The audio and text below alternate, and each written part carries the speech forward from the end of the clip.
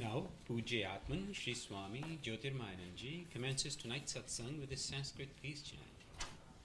Om Purnamadaha Purnamidam Purnat Purnamudachyate Purnasya Purnamadaya Purnamevavashishyate Om Shanti Shanti Shanti. We begin with mystic song by Sri Swami Lalitananda, played and sung by Sri Swami Umananda and Rajneesh. Our song tonight is based on a poem by Swamiji. It's called O Heavenly Bliss, Unfold.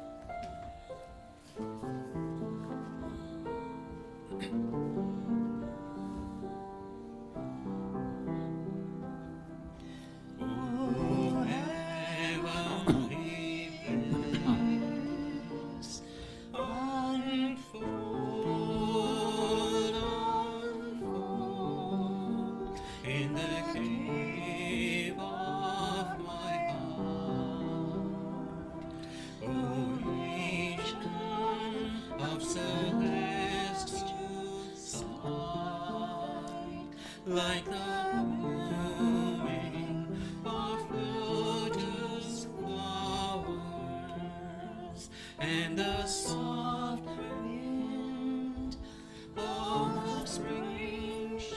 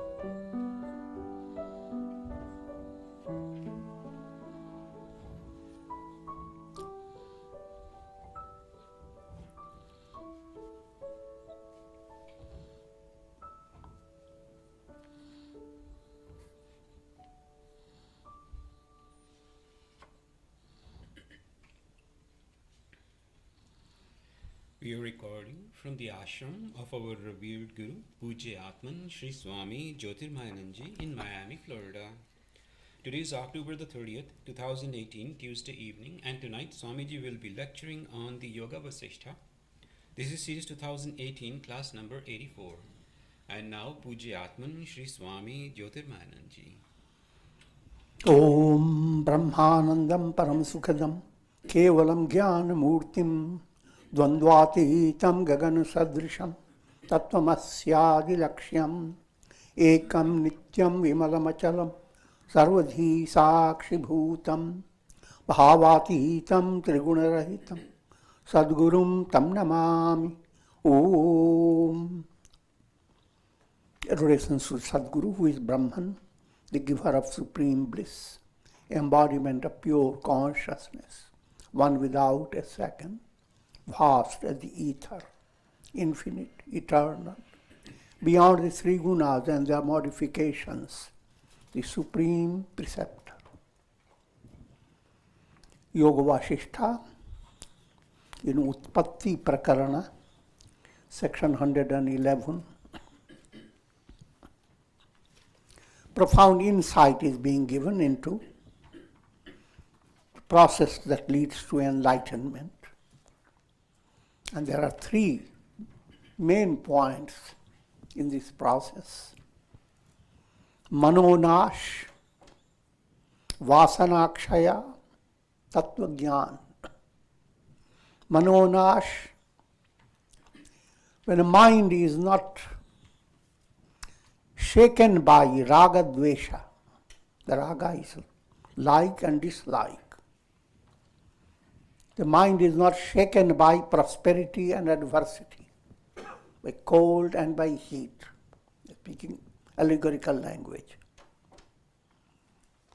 Living in the world with all types of possibilities, you always know that things cannot be always wonderful according to the choice of your mind. And if you have profound insight, you say, thank God. Because it is that that allows your soul not to stay stuck with the world. But anyway, that state is called manonash. And its characteristic quality is serenity. How you face challenging situations. And the great ideal is presented in the Ramayana by Rama himself. His father, King Dasharatha, gives him the great news. He is going to be the successor to the throne.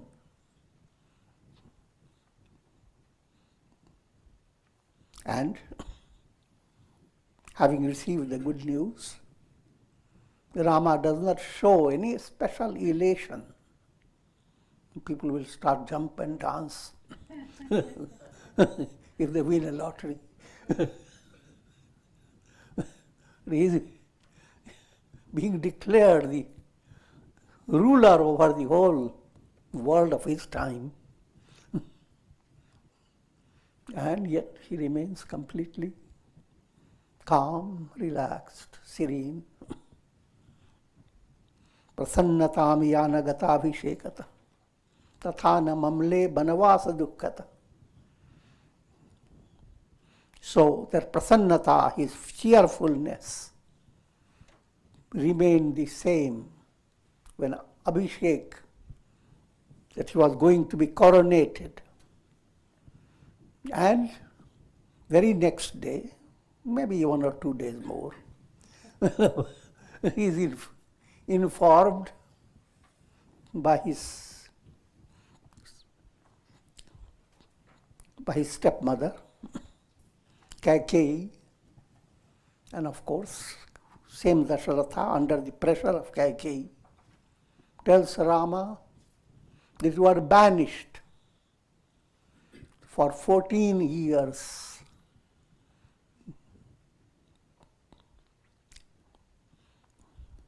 And Rama listens to it. People look at his face. All are shocked who will hear it. But Rama, as if nothing happened, he simply says, what a wonderful opportunity. I will have the great opportunity of satsanga instead of being in this politics. He remains completely same. That's the highest ideal of manonash. And that's what one goes on working for. Prasannatam yanagata abhishekata tathana mamle banavasa dukkata mukhambuja shri raghunandanasya me sadastu sa manjula mangala prada. That face of Rama is the source of all tender, auspicious developments in your life. Just like you look at a tree, and how does a tree appear more beautiful? By little beautiful shoots coming out of it. And look again, a blossom is coming out of it. Look again, it makes a sound, pluck.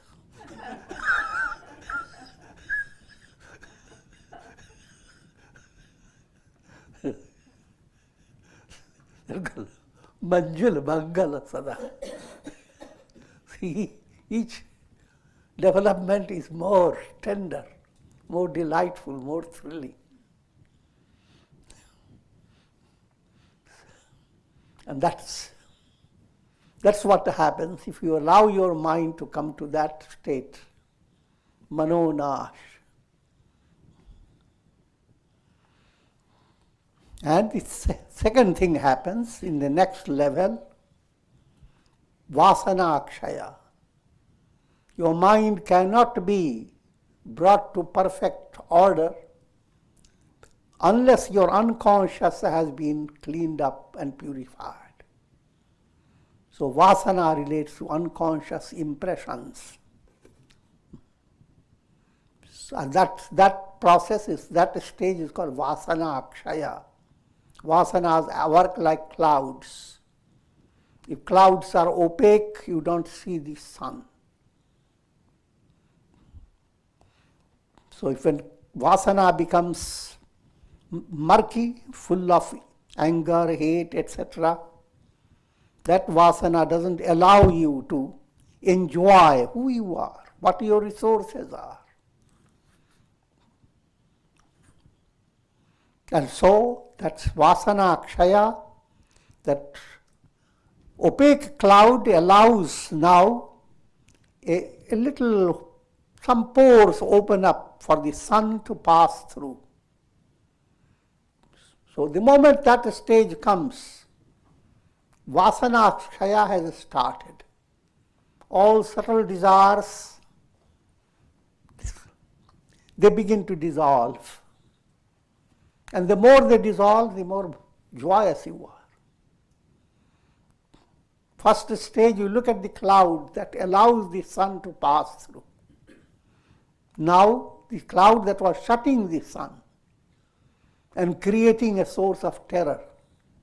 Now the same cloud has become a source of inspiration. You want to look at it again and again. And that cloud creates a rainbow. And you see even a swan soaring up. And you want yourself to become a swan. I'm giving a poetic way. That's picture of vasana akshaya. And as vasana akshaya continues, there is a revelation. The sun becomes highlighted. Sun alone is, you begin to come to realize, all behind all illumination, sun is the reality. That's called tattva jnana. So, manonash, vasanakshaya, tattva jnana. These are the three steps. Putting another way, mala, vikshepa and avarana.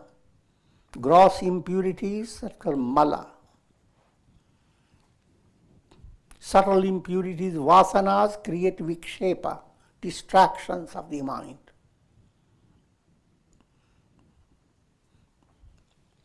And the last one is the veil of ignorance, called avarana. So in sadhana process, you go through these 3 points.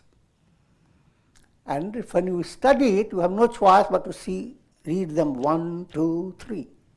But when you actually experience it, all the 3 are one and the same. in three aspects. If you have manonash, automatically you couldn't have that unless vasana has been purified. And vasana wouldn't be absolutely purified unless there is a revelation. So all the three go together. But while attending on your understanding about all this, it opens up three stages, 1, 2, 3.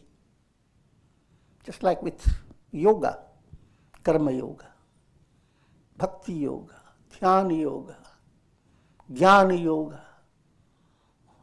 So a beginner will say, well, let me first finish karma yoga, then I will go into bhakti yoga. But that is not so. All yogas go together. If you want to be perfect in karma, you have become perfect in all yogas. So I will not go into too much detail in that direction.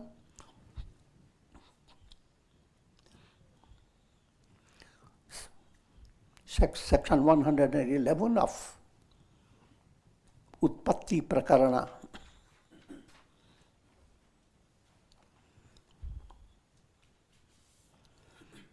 The idea this is mine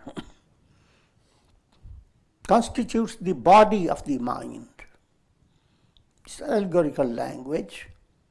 Your mind continues to maintain its gross state on the basis of ahamata and mamata. Ahamata, this is me.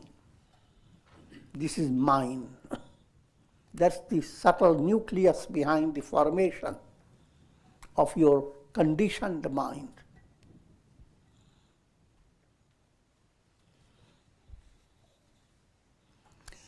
How do you negate it? This is not mine. Allow your mind to sustain a devotional vision. All that you do is not the credit doesn't go to you as your ego. Credit goes to God. And the more you discover it, the more you are melting, greater is your inner joy.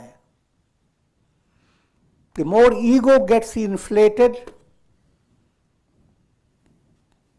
your happiness wanes, diminishes. You become more involved with happiness, not happiness. All that you are thinking, how can I hop?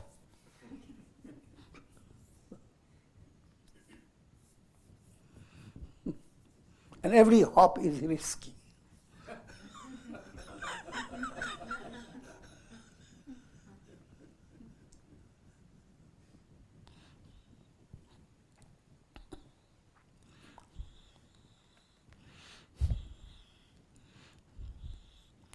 So,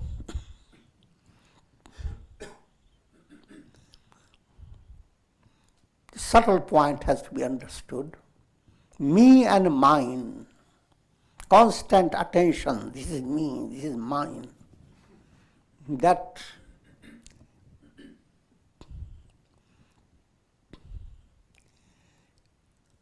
will not allow your mind to enjoy serenity.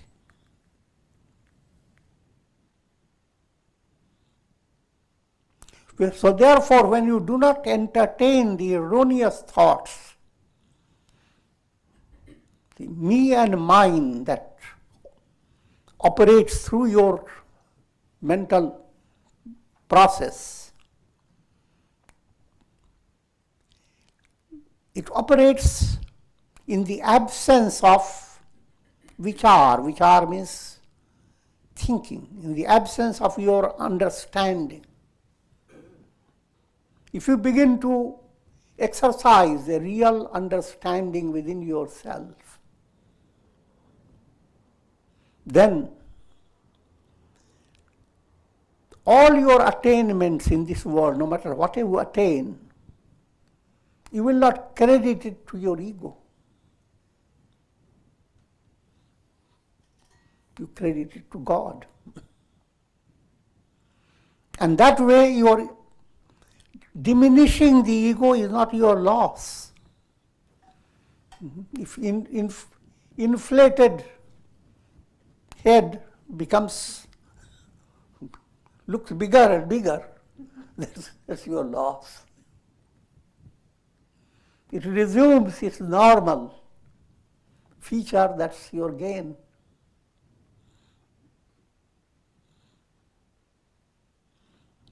This subtle point has to be understood.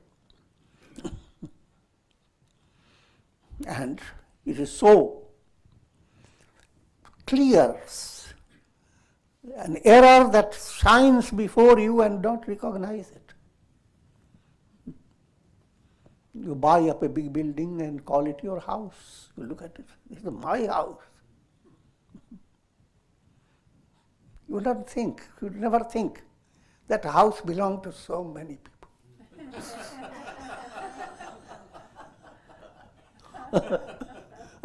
When you kick the bucket, that house will belong to many, continue to be.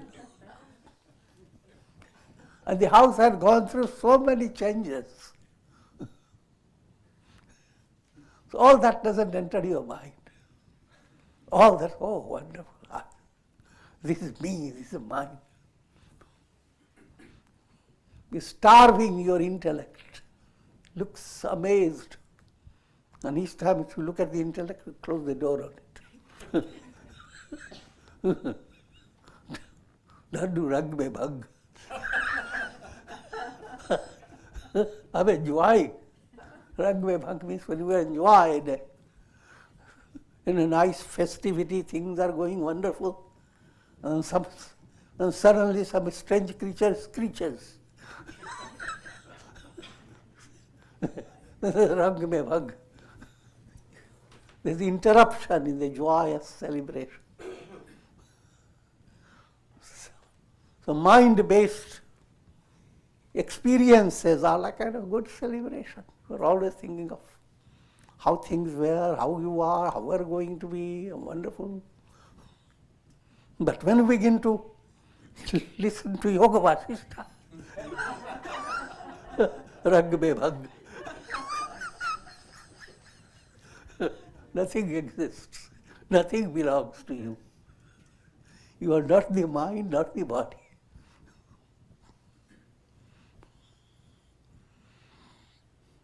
And while you are thinking the rang mein bhang, all the joy has become broken, there is another news breaks. You have the biggest joy. You are Parabrahman, the absolute, Satchidananda. But in order to inform you who you are, you have to be shaken. Sometimes good news mother has to give to the child, and the child has to be shaken from his sleep.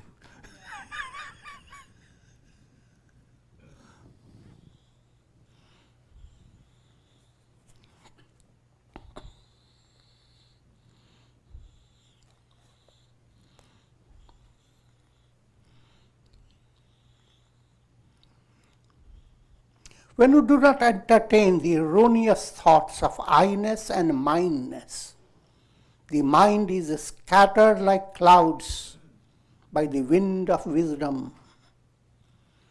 The mind that is, even a cloud, is nothing but moisture come together on sand particles. So if you analyze a cloud, it doesn't have any identity.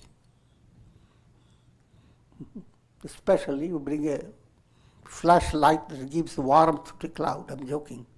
You bring the warmth and the cloud will simply go on disappearing. So cloud has no basis, no reality behind it. It's just moisture. Similarly, your mind has no reality in itself. It's a bundle of desires, unfulfilled thoughts. They have come to form a cloud that's called mind. And whenever you really relax, you are going beyond the mind to a certain degree. While you are within the mind, I'm speaking allegorical language. In other words, as long as the cloud of mind is obstructing the view of your inner self, you don't have real peace. And in daily life also, your real satisfaction and real relaxation comes when you see your mind not worrying about anything.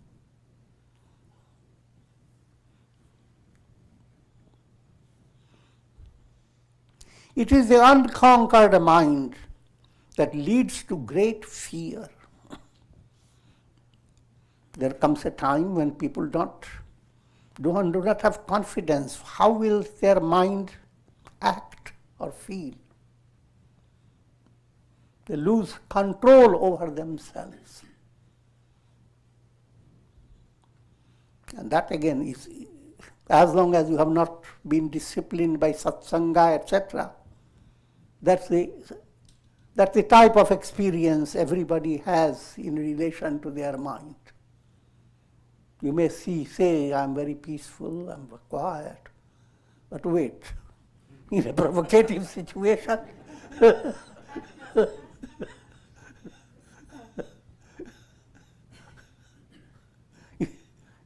all this suddenly changes, because you have no idea how will your mind act.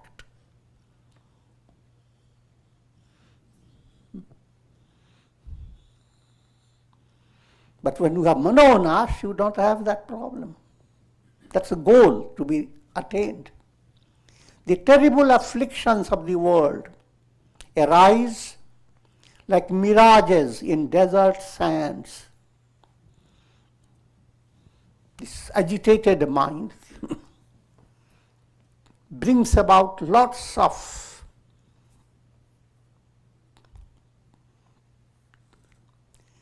apparent reality, lots of imaginations.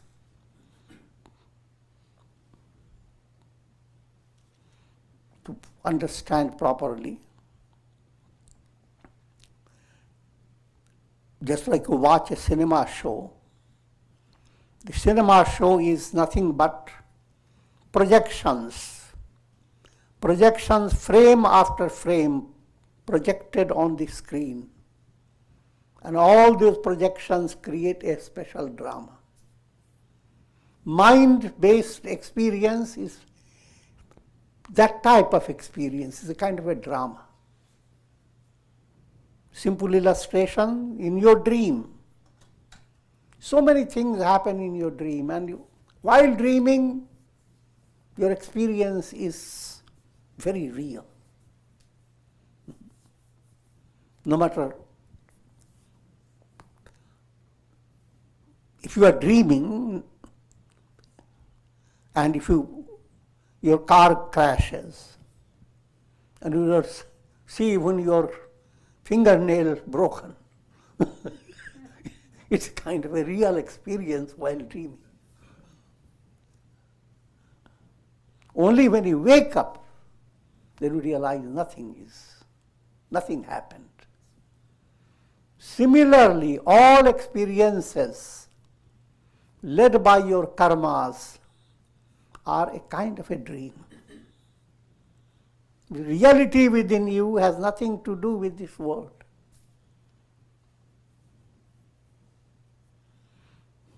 And that reality passes before your eyes. Everything that you are working upon, everything you are relying upon, all this is a matter of a certain duration. Beyond that, it all will not be there, not a grain. So therefore, what should be your goal?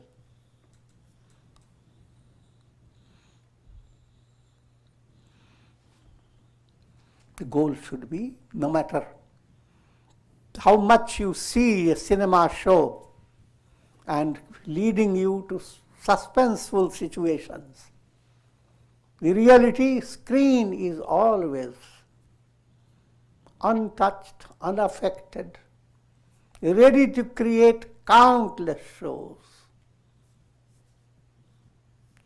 So don't go show after show, nor should you go show within show.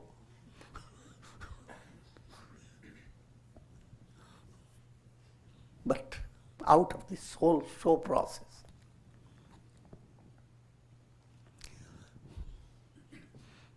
Quoting from the Yoga Vasistha, Kalpantah pavanavantu chaikatvam arnavah tapantu dvadasha vidivya ditya nasti nirmanasah kshati.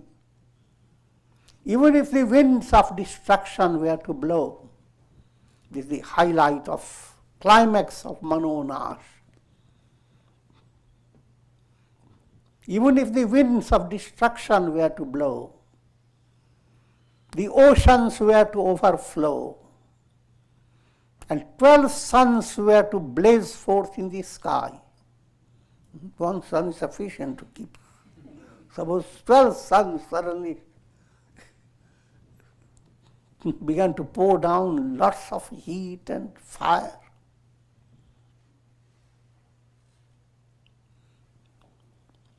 For him who has vanquished the mind, there is absolutely no loss. Seems like a big thing.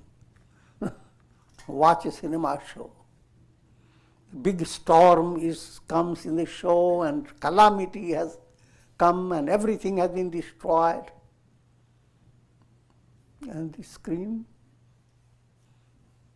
neither green nor red.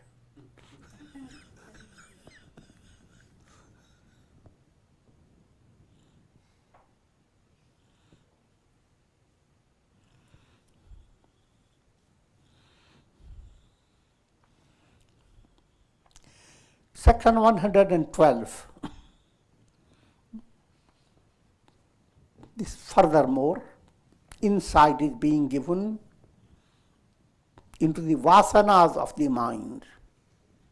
In order to control your mind, you must understand you are dealing with 3 levels: mind, subconscious impressions, and the root cause, ignorance. But now stepping up to gain insight into the role of subtle desires, vasanas. And that's a very important point for aspirants. Sometimes you advance profoundly. Your vasanas have brought about a higher level within yourself. But in your conscious state, you may not be aware of it. You may interpret you are going down and down because previously you were not sensitive. Now you are more sensitive. Sarvam dukkham. Previously, few little things were source of pain. More sensitivity, everything is source of pain.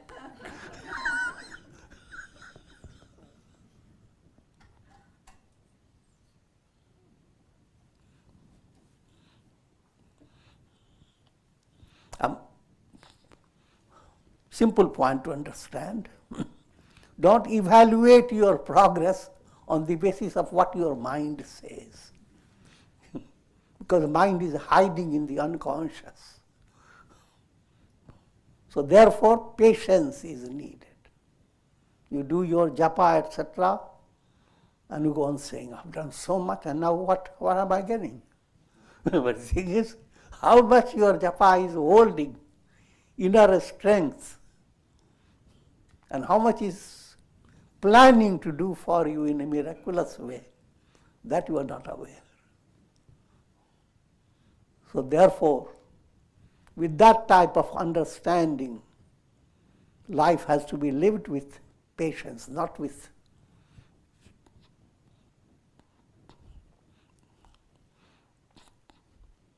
shallow type of nature.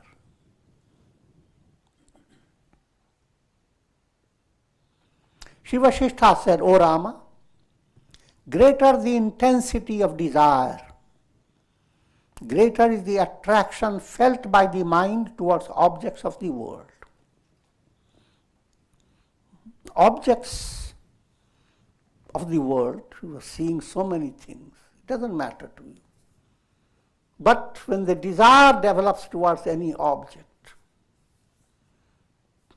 now you look for that object, ignore everything else. And if you go on looking for it day by day, the desire becomes much stronger. In the beginning, you simply look for it and go on. Later, you will not live your day peacefully unless you have looked into it. Much later, not only you are looking at it, it is looking at you also.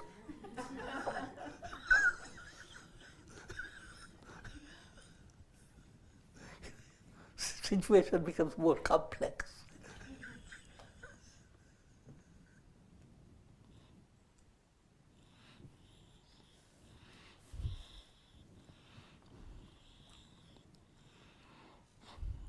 Simple point. Objects have no value. If at all, they are all Brahman. All is just the same. They are all void. But led by your desires, a relationship develops out of this big ocean of names and forms. A wave begins to assert, these waves are mine. And those are mama waves, those are papa waves, those are beautiful grandchildren waves. They are waving.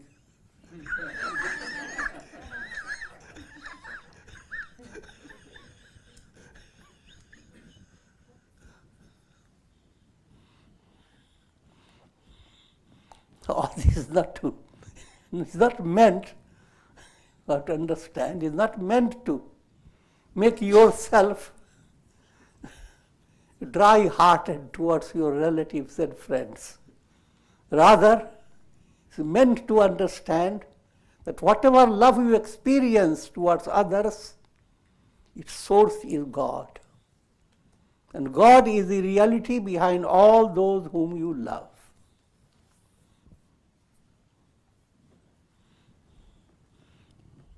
So shifting the angle, that becomes your subtle process. Otherwise, people follow teachings in a literal way and they become completely confused. And you tell them, detach from the world, be attached to God only. And you start walking by, see beautiful peacock. And say, oh, remember, detach. Look away. Don't fall for this beautiful feature. Yogi will try to understand. Instead, when you find something impressive, look at God. God is everywhere, but now He's shining before me.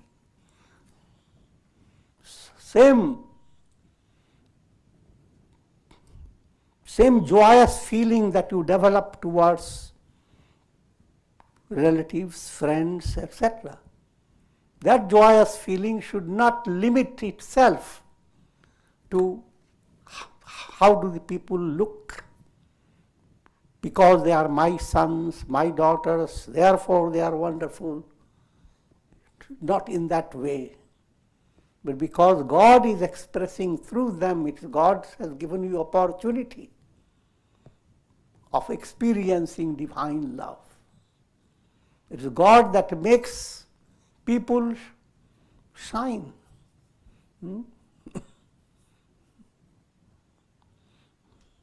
You are not the author of the eyes of others. Life in everyone moves in a mysterious way. I will not go into detail of that. In other words, that becomes a profound movement in one's life if you are more nourished by satsanga and follow Godward movement.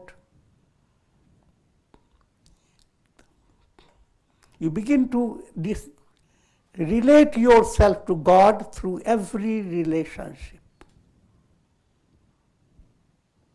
Matri Devo Bhava, that's what the teachers teach. A child is told, see God in your mother. We should reverse it also. To mother, see God in your child. And that doesn't mean that since you see God in the child, just ignore the child. You are already all permeating God.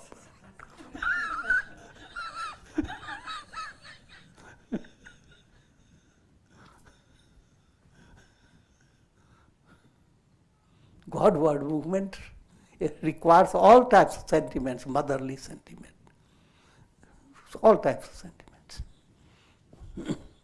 sentiments. Behind all sweetness of your sentiment is God, source is God. And that mind has to go on understanding it. And that's what we call detach and attach. At the same time, everything is based on practical. If you are facing a lesser level of evolution, spiritual evolution, then it becomes necessary.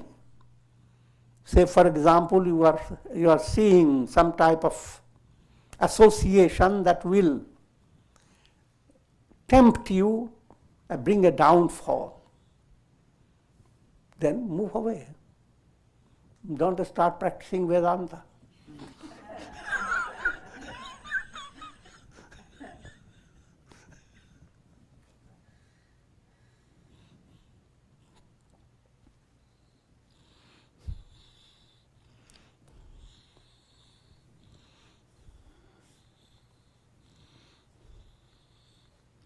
Just as heat is a natural property of fire, so too restlessness and fickleness are the natural properties of the mind.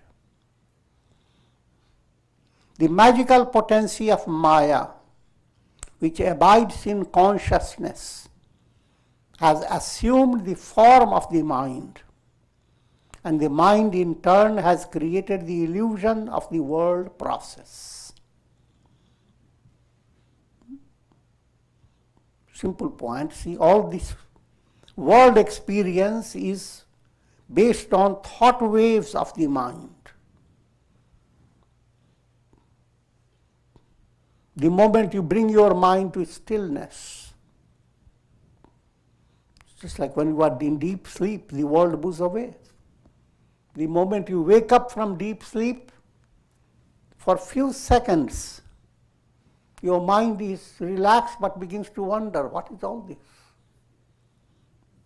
In that wonder, suddenly ego jumps in. And you feel relaxed, oh.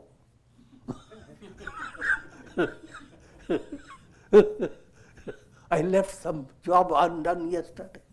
Now I have to complete it. And the whole world rushes in. So you can see how the mind, how does it bring the whole world? And whole world moves away, led by the same mind when it relaxes.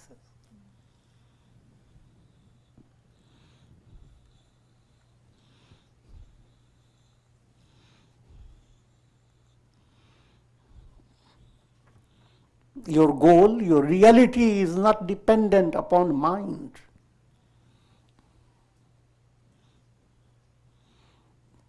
Projections in a cinema show are not dependent. The screen is not dependent upon those projections. Screen doesn't complain, I'm not having those wonderful projections.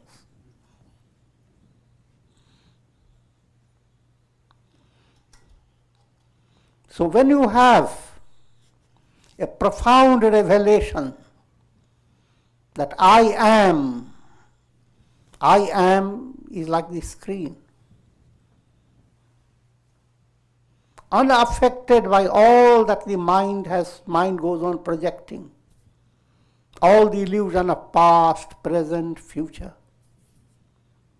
Once that has become a profound experience, then that's called liberation. And as a result of it, you face your life, pass through all practical realities, nothing changes. If you have been 5 feet, with enlightenment, don't get into 6 feet.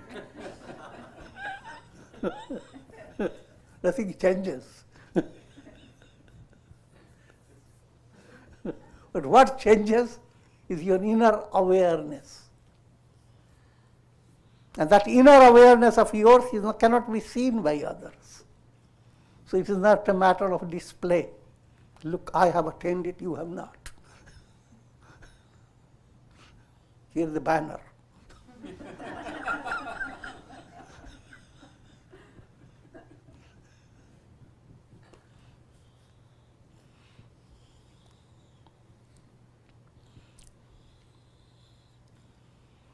Mind is ever driven by its vasanas.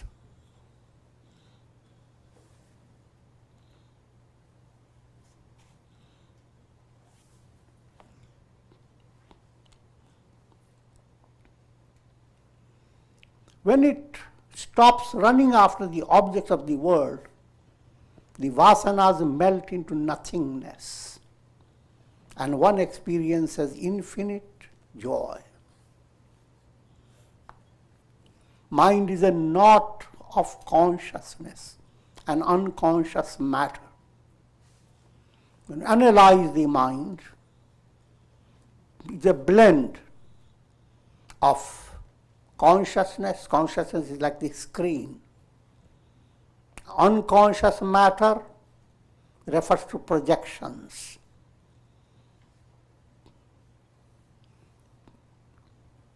In spiritual literature, we will be constantly hearing about self and not self. All your personality is a blend of self plus not self. But to understand what that naughty self is,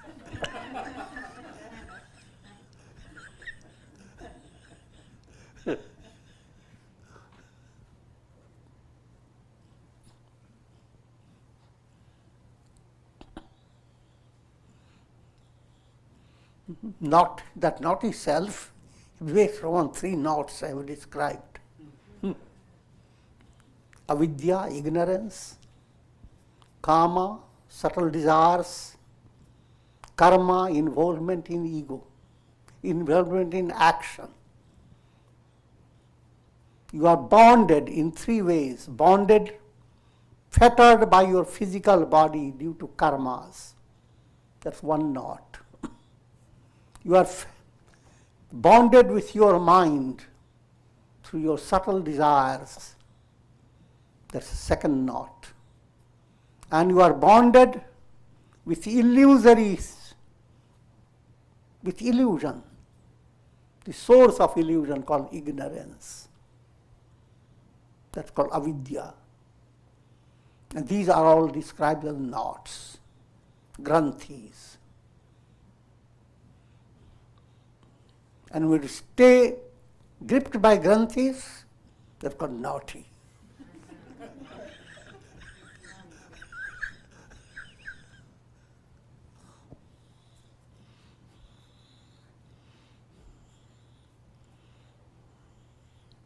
If you develop the knowledge that vasanas arising from the heart are illusory, you will be able to destroy them and thereby control the mind.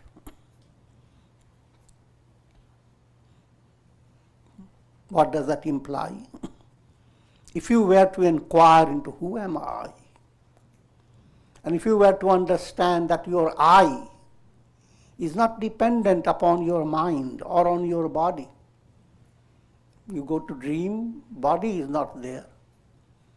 But in your dream you exist, that means body is not you. And when you go to deep sleep, mind moves away and you are not affected. The mind is not you.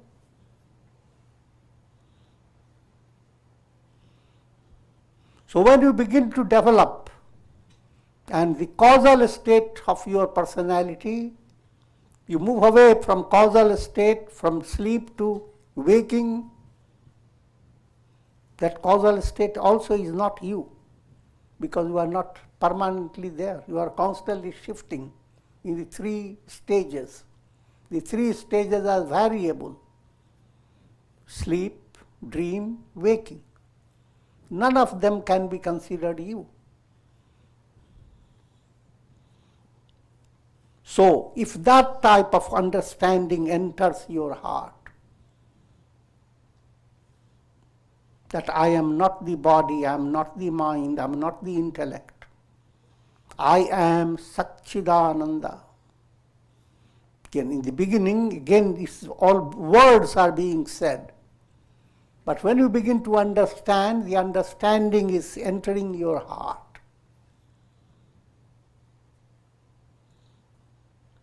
So in a heart-based experience, you don't allow yourself to be shaken.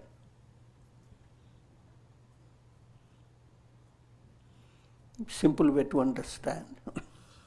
You are experiencing a kind of a terrible dream, but suddenly it dawns upon you it is a dream.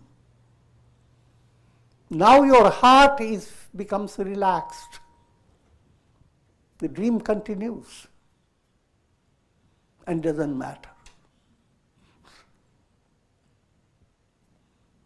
In the same way, living your life, how it lives, that don't worry about it. But heart stage, bring God in your heart, a Godward touch of divine love, which ultimately gives way to the highest awareness, Aham Brahmasmi. I am, that am I.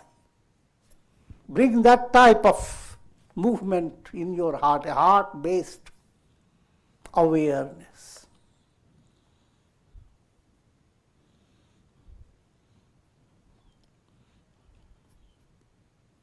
And that's what we mean by you.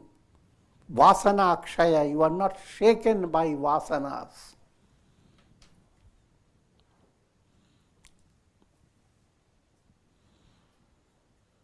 Because all the vasanas that arise from your heart are illusory. O Rama, first renounce the vasanas of sense enjoyments. Then renounce the vasanas based upon the vision of separateness. All this easily said. But what does it imply? First, your vairagya, dispassion, should develop towards the pleasures of the senses. Try to understand the pleasure is not, happiness is not really coming from objects. You are attributing that happiness which belongs to your own heart.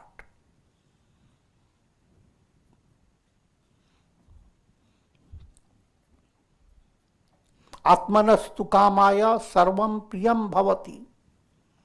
The statement of the Upanishad.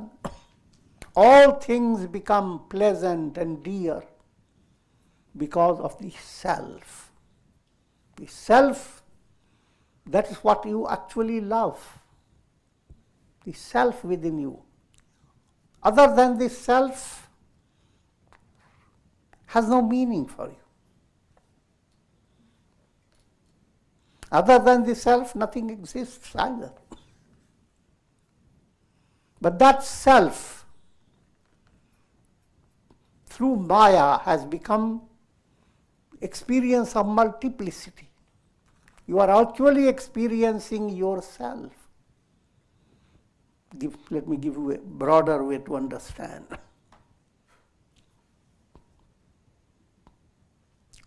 Think of your iPad and give a little ego to the iPad.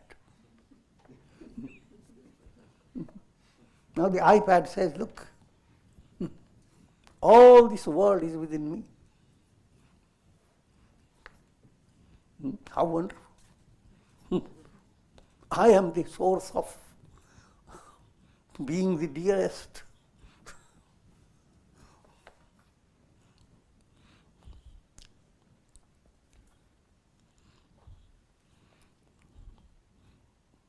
But all that the iPad is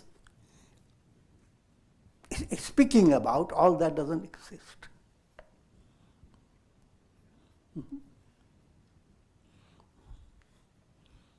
You may say, well, they do exist, but I'm giving you a simile. It doesn't exist within your iPad. You talk to the person through the iPad, and the person also feels that you are talking. But in reality, the person is not with you.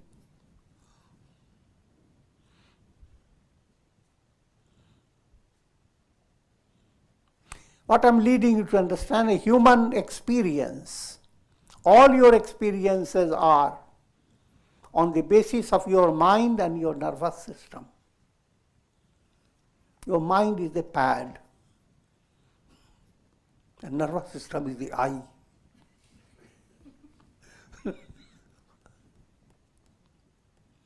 all experiences are through this iPad. It's not a big thing to understand. That's the most practical reality.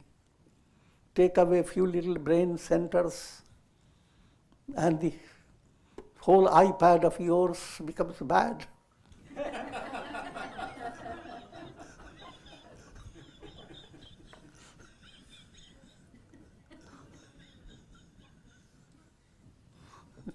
Should it be defined by your iPad?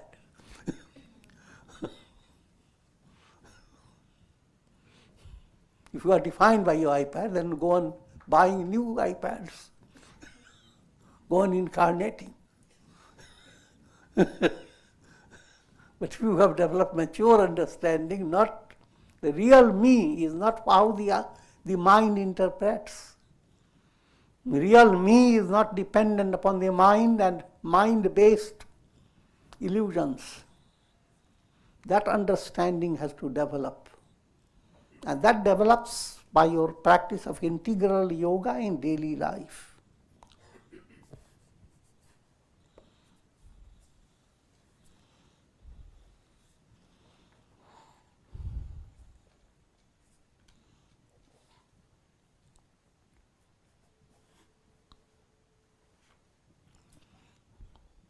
The destruction of vasanas is brought about by not thinking of the objects. Not thinking of the objects means not giving value to objects. Look at objects, be amused by it, but understand there is a reality behind the object. Object itself is not the reality.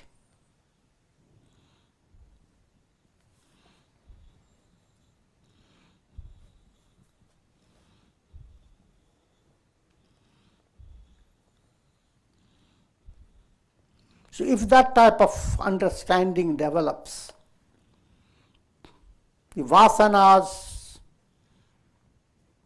subtle desires in your mind to acquire objects,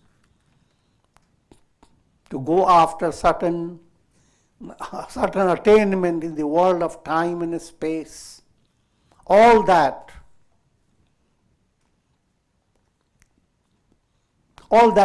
becomes illusion. The deep-rooted movement is realizing who am I. That becomes your focus. And if that becomes, then that's the process of vasana kshaya. Your vasanas completely begin to melt away.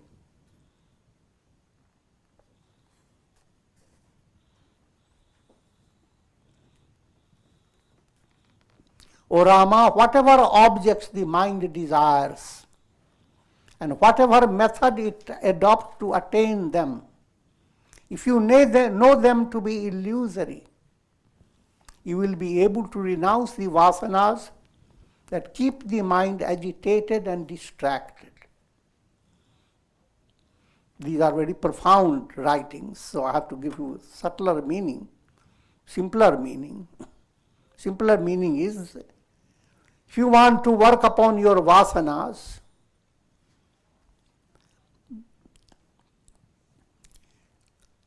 first point, move away from rajasic, tamasic activity to sattvic activity. Move away from being abnormal to a normal level. Be good, do good. That type of movement. And as you advance, learn the art of not holding on to negativity within yourself by practice of 3S.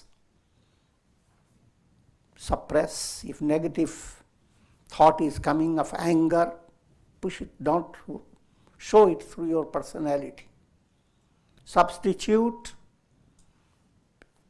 create an affirmation that I am growing in the image of Buddha. I am Buddha's child, not a Buddha, not a simpleton. And watch how a negative energy simply disappears as if it was never there. That's the process of allowing the vasanas to go on changing until comes a profounder vision, intuitive revelation. I am Aham Brahmasmi. That experience comes along with your samadhi level.